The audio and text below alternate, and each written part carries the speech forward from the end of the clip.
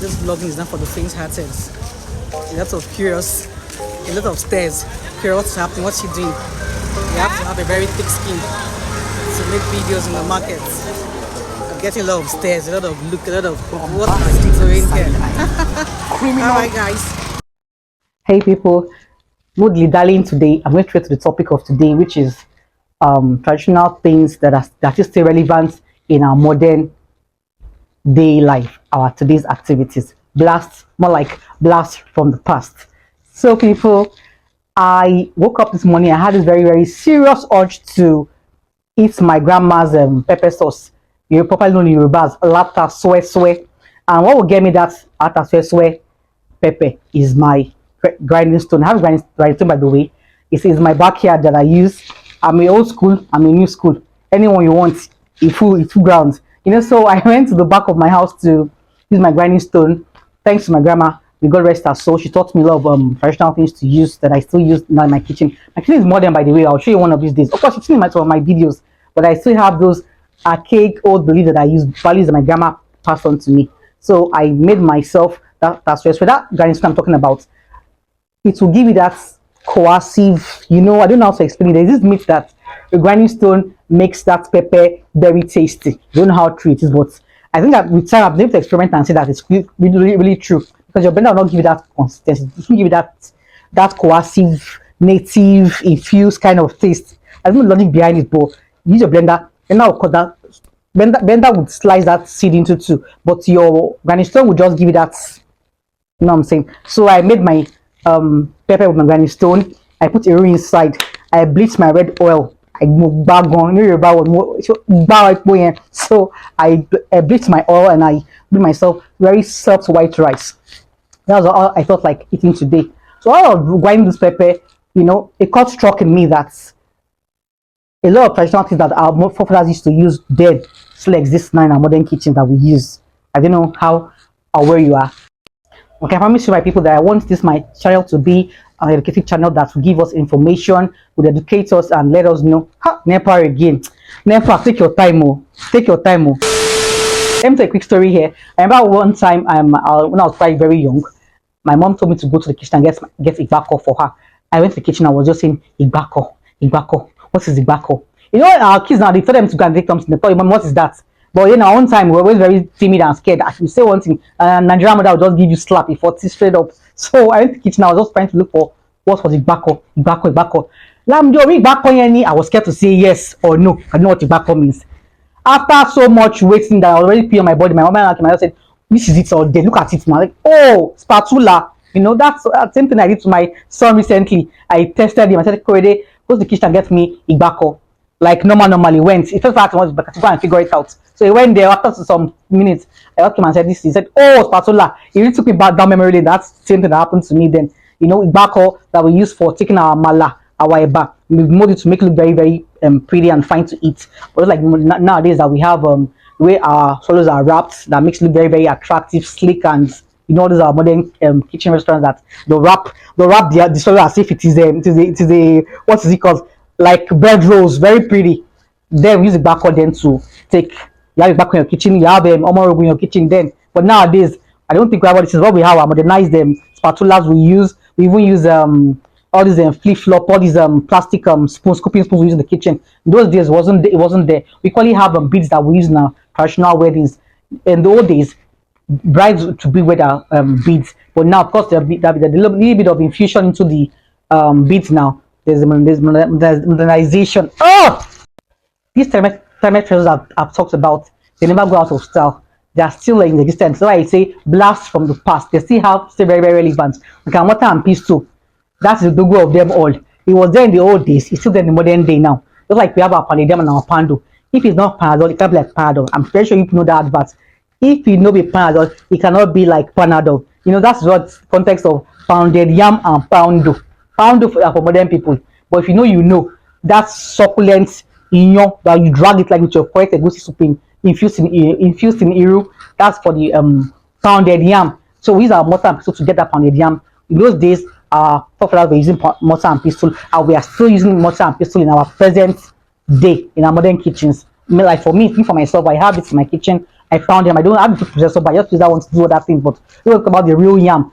Trust me, I use my mortar and pestle. I recently saw a video recently where a woman, in Kenya or Tanzania, she was braless and she was pounding yam. You know, the consistency and the reading she was using, but it was quite funny. You know, in those traditions that we all have traditions that we've all that suit test of time, like our mortar and our pestle. You know, our blender, of course, will give you that smoothness, but sometimes you want to use that your grinding stone to get that consistency. You can equally use your mortar and pestle to make pepper to do herbs and spices. So mix like all these the in Spaniards they use mortar and pestle to make their spices and their herbs, and other countries too, like I've said. So basically what spurred me for this making this video today is in honor of my grandmother using traditional things when I was growing up, and I think that it's going out of extinct, and I want to spur us to, I want to expose us, remind us to go back to the past and bring it into the future.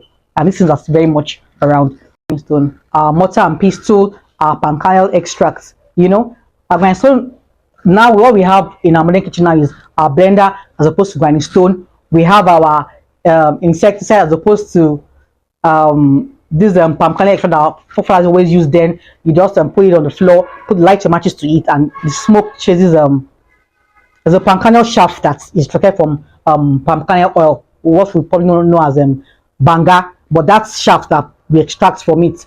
You dry it up, and when you put your light to it, it brings that this smoke that chases away flies, mosquitoes, and all that. We probably use it to ignite fires, make firewood. We probably have abo ajashe, abo eleta that we have modern pots using. In one of my videos, I talked about modern pots I use in my kitchen that my mother gifted me, courtesy of my children. We have those pots, mortar and pestle. We have our igbako, known as spatula. So it puts my curiosity to want to go to Lagos market to see if we still have these traditional things in the market.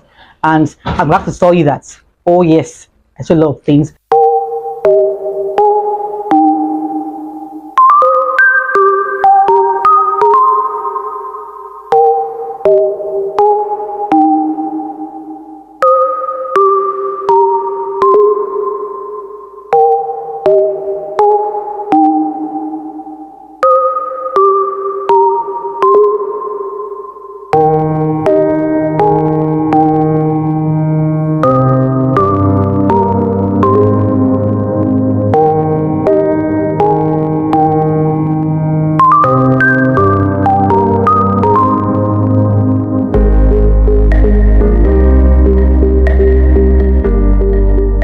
How long have you been doing this? Oh, this one. Okay, I see. So how long have you been doing this beat? Really? God will bless your handwork. Bega! Bring them in praise and worship. Prayer is not too much. Bega!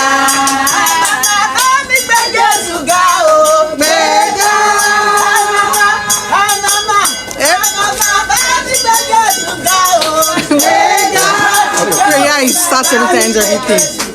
I'm very prayerful in Nigeria here.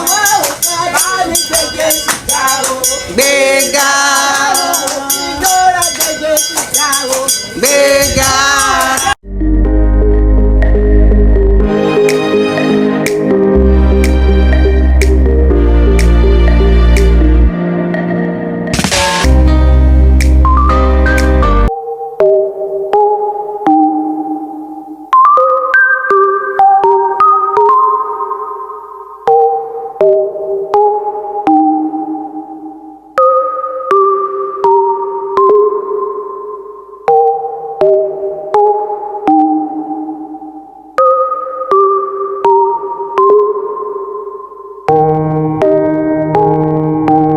And I'm glad to tell you that, oh yes, I saw a lot of things. I saw grinding stone, I saw igbako, I saw palm kernel extract, I saw aboleta, boajashe, I saw adun that were used in weddings, I saw beads, ukere that we use that our traditional rulers used during coronations, that fathers used then, and it's still existing now. So I realized that a lot of things that were in the old days are still back and still very much in existence, are still very much in use. That though modernization has taken over, there's still a lot of things that we still acknowledge and still use in our kitchen, using our day-to-day activity, like our beads, our rukere, our traditional headgear that bride used done themselves with what's it called? I done themselves with on their body. You know, I equally when I equally saw went to the bead part and I saw a woman selling the beads. So I was asking, I wanted to buy it for like, will it fair? Do you want the one that is Tony in Kolara? That's in translation. That has I think she was referring to jazz. That has jazz or normal one. So I was like, what do you mean by that? When she saw that I was a novice, she quickly changed the topic. I was like, I don't do that now. Jawa knows. Let us know what is happening. So she now explained after buying beads to make her comfortable with me. So she told me that girls come to the market to ask for beads that if you want the beads them to do some jazz, that those jazz will make men drop their money, make them do their bidding. I don't know how true that is. But what my bid was used for in those days was to adorn yourself, look pretty for yourself and for your man. Then our grandmas then used to put it on the newborn baby's waist to gauge the baby's weight. See babies adding weight or decreasing in weight, you know, and to just beautify basically. That's why I knew it for. When the man told me that it was used for nowadays girls, some of the girls nowadays were using it to entice men to get money, extract money from them and all that. I don't know how true that is, but that's what she said. Anyway, I got like 2-3 bits from her that I was just going to put in the house because I don't think I like that. I did myself with them waist beads, but of course I like the ones that we use for parties. You put in your ear and your neck, you know, and all that. If you cannot afford to buy gold too, you could always go for traditional beads. You have coral beads, you know, just to make yourself look beautiful. A few moments later. There's no wedding. A traditional wedding is not complete if you don't adorn yourself with beads. In the old days there were beads. In the modern day we still have beads. Just that their game has been scaled up and all that, so that people